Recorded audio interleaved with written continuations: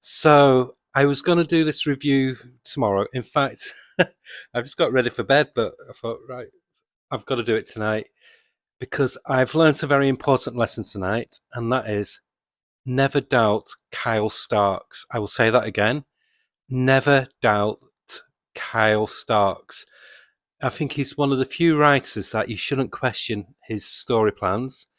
Um, I'll explain why. The first two issues, if you've watched my previous review episodes, which please be nice if you did and leave some comments. I don't get many comments on a lot of my videos. Be nice to get some feedback. Um, this was the one Vertigo title that I was kind of like, ooh, on about. I thought the first the first half of the opening half of the first comic, it felt very forced. It felt like Cal Stark's personality. It felt very ADHD, very hyper, but it was going at such a rate where most of the jokes that was coming out and everything just kind of like was not falling correctly. It got slightly better in the second half. This second comic, um, it improved in the pace and the storytelling, but the main character was still a complete jerk, complete asshole, and there's nothing really endearing about him. And the other characters weren't really fleshed out fully enough to make them appealing enough to carry on. So it was like I was thinking, right, this issue 3 is make or break. This, I'm happy to say, was make in such a big way, and this is why I will reiterate again: never doubt Kyle Starks. He knows what he's doing. So, as mentioned in the previous two issues, the main character, I've forgotten his name. I'm too tired to bother checking now. But anyway, he's a hitman, and a job went wrong. He was given bad information, and now this society of hitmen who goes by the name of the Zoo, they're out to get him. So he's gone in hiding, and he's living in. It's basically hiding out at his dad's, and his dad's is also out to get him, but his dad's dealing with extreme form of cancer as well at the moment. So this opens up with this. They reveal who the big bad is for the town where he's hiding out at the moment, because these been like folks that have been like extorting the local citizenry, the local citizens anyway of the town. And he basically, our main character, this guy here, he's mainly stood up to them. So it's been fed back to the crime lord, but the crime lord is this disgraced cartoonist who had a strip called was it Waldo Dog or something like that. Bear with me. I should be pausing this, but again, I just can't be bothered. I want to get this out while it's fresh in my head. One second.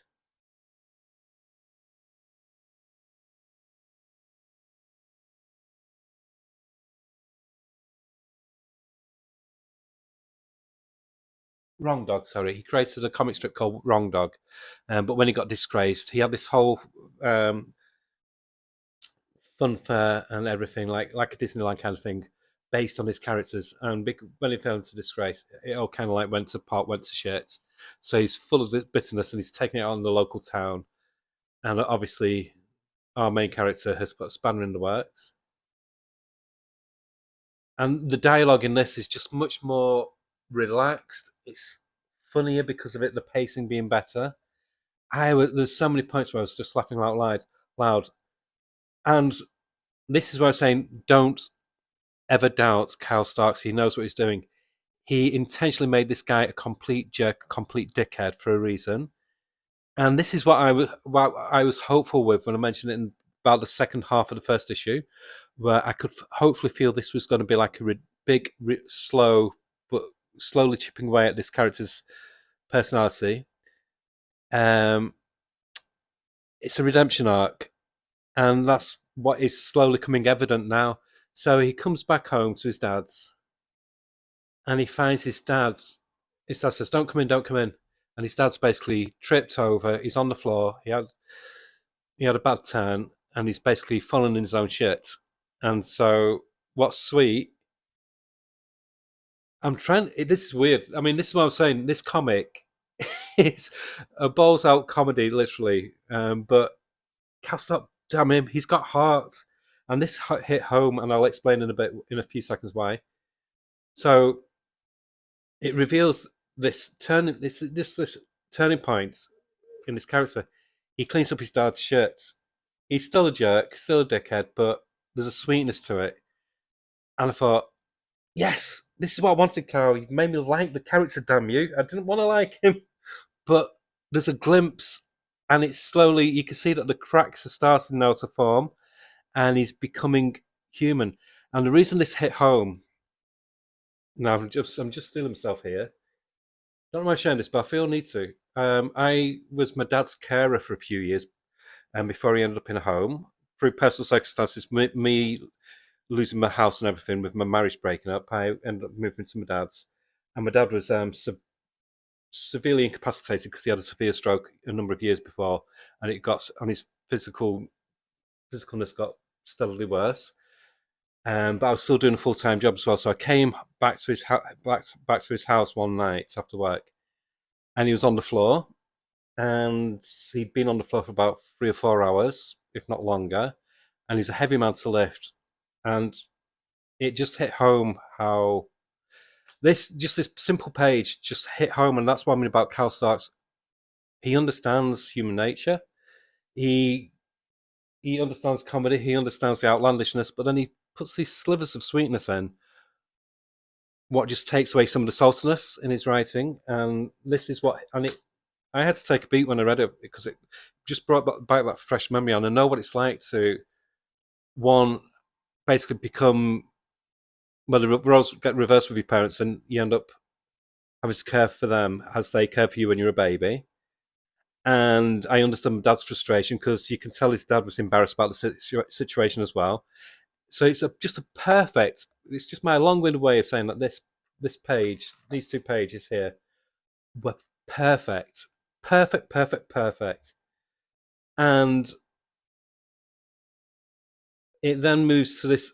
He ends up going to each issue. He's been going to this petrol station, and he's getting like this grudging friendship with the woman who owns it, and it's just this naturalistic way of that they've got conversing with each other. And his ex girlfriend, who he dated when he was a teenager, he bumps into her, and he just says that he's feeling these weird things, and she's saying that it's understandable with what your dad's going through. You not it's causing you to react. So no, no, no, it must be something that I've eaten and whatnot.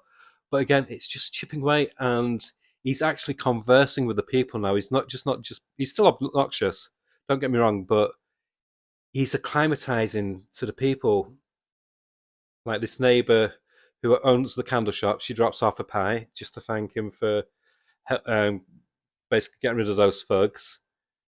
And he's like, but this is where Cal Stark's genius comes in. He shows how the whole town thinks the world of his dad, but he's still an idiot, and they realize he's an idiot, but they treat him with this kindness, which is slowly working into him. And then he comes into this bar because he finds out there's a person with a chicken head on. And so he comes to investigate because obviously the zoo, all the hitmen in the zoo, they take the names from animals. So obviously this guy must be working for the zoo. Don't know what happened then. Oh. And so he starts talking to him, and all this guy says, he's got this big chicken mask on. Oh, we hope it's a mask. He's a huge guy, and he's eating eggs.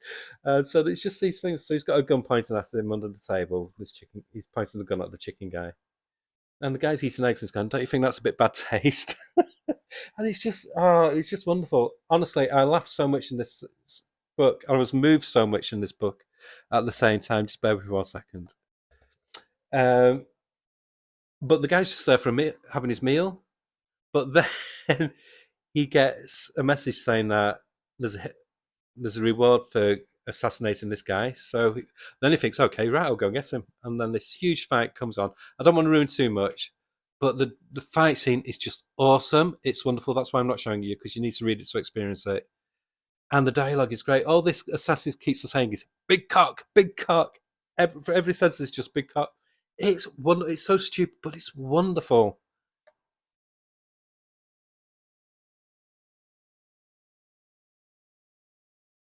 So, like I said, I don't want to give too much away. But there's another hitman who gets encountered, and the final page is just badass. It's just great. So this book went from a potential 6.5 with the first issue to an easy 8.5 with this issue. I am invested.